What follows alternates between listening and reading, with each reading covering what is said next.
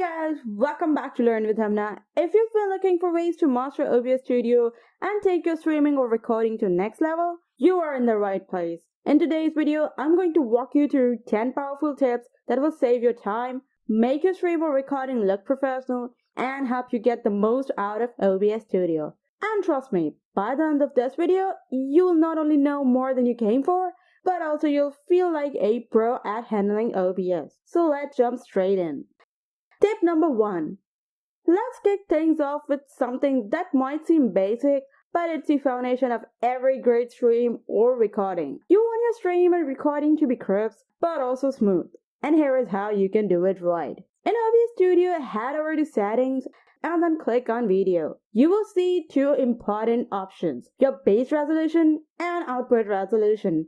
Now, your canvas resolution should match the resolution of your monitor if you're recording your screen, for example. But here's the trick. You can scale down your output resolution if you're streaming and want to save bandwidth or avoid lag. For most people, 1920x180 for base resolution and 1280x720 for output works perfectly for streaming. And if you're recording, you can keep it both at 1920x180 for higher quality videos. And if you're aiming for a 4K, then you can switch it to even higher, which is 3840 and 2160 for both base and output resolution. It will be really beneficial if you're recording short content. Even I record all my content at this resolution. Oh, and if you're looking for a super smooth stream, set your FPS to 60 for gaming or action-packed content.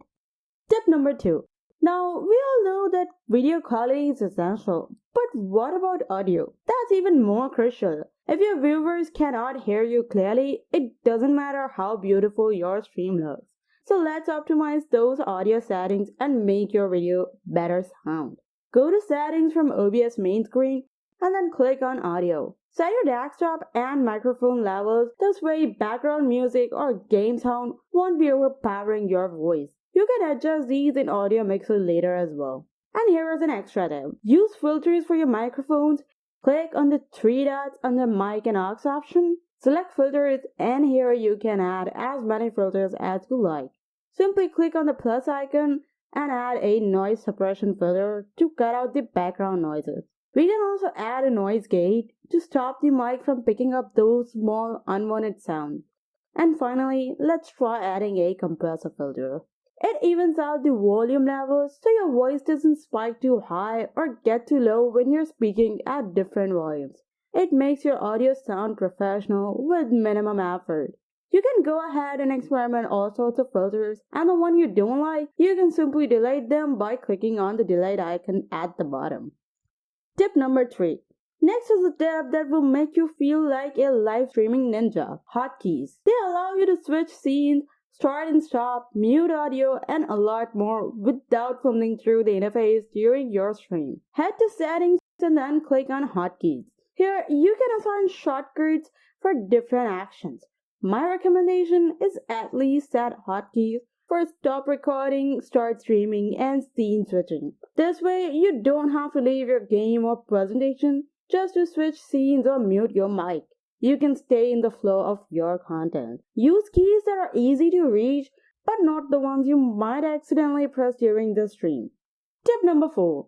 This is a tip that will save you tons of time, especially if you switch between recording and streaming frequently, using OBS profiles for different setups. OBS allows you to create multiple profiles, each with its own unique settings for resolution, bitrate, and output preferences. This is perfect if you stream on one platform but record content for YouTube in a different format. Instead of constantly adjusting your settings every time you switch tasks, you can just load the appropriate profile and hit start. To create a new profile, click on Profile at the top of OBS and then select New. Give it a name like Streaming Profile or Recording Profile, and once you click on Save, OBS will then ask if you want to run a auto configuration on this profile. Follow the wizard and you can customize all the settings such as video resolution, bitrate, etc. At the end, OBS will ask you to set up the stream information. Here you can set the link of your streaming website and you are good to go. Now, when you need to switch between streaming and recording, simply go to the profile and select the one you need, and OBS will automatically adjust the settings to match that profile. No more fiddling around with settings every time. Tip number 5. I want to make sure your scene is perfect before going live. That's where studio mode comes in. This allows you to preview and edit scenes without your audience seeing the changes in real time. Click the studio mode button at the bottom right of OBS. You will now see two windows, preview on the left and program on the right. What your audience sees is your program side, and you can edit scenes in the preview window before transitioning them live.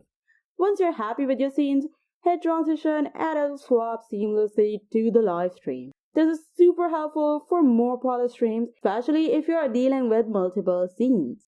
Tip number 6. Here's a tip that's incredibly useful, especially if you're recording multiple audio tracks. This is perfect for people who want to record their microphone audio separately from their desktop audio, game audio, or background music. Click on Settings at the bottom right of OBS. Now head over to Audio.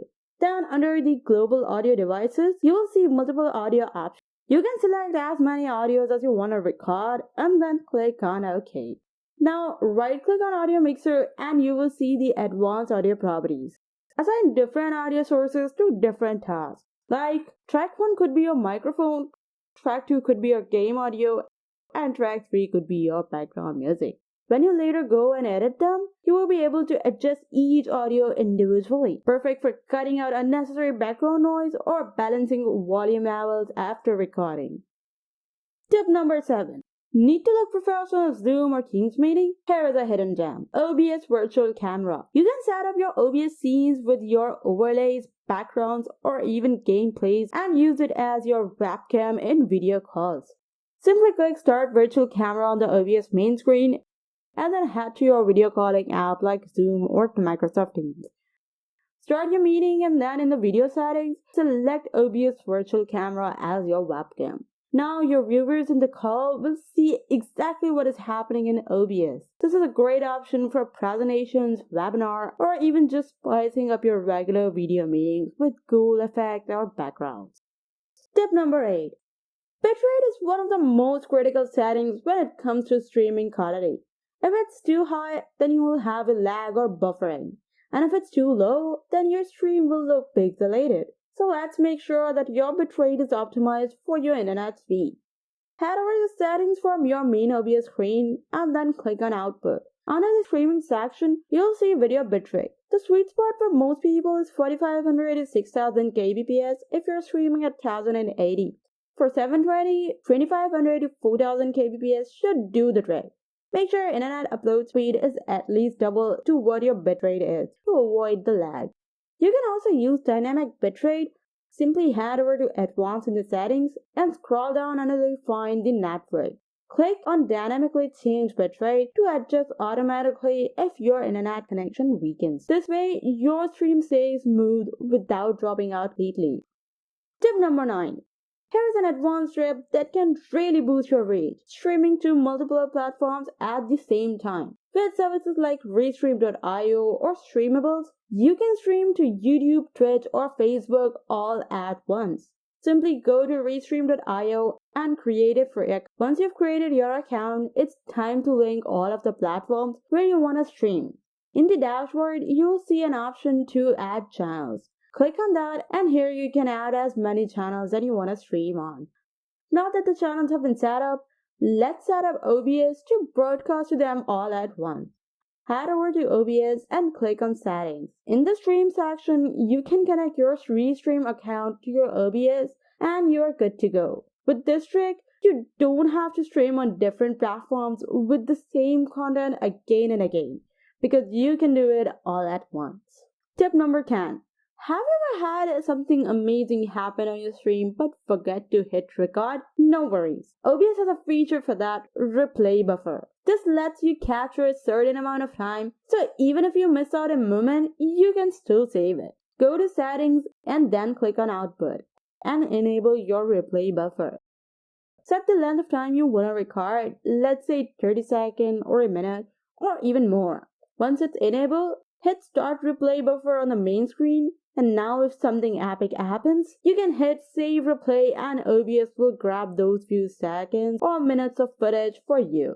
And there you have it. 10 powerful tips to help you get the most out of OBS Studio, whether you're streaming, recording, or both. I hope you found something new and valuable here today. And if you did, go ahead and hit the like button. And don't forget to subscribe to Learn with Hamna for more tutorials like this one. And hey, if there's something you want to learn about OBS or in anything in general, let me know in the comments and I will see you in the next video.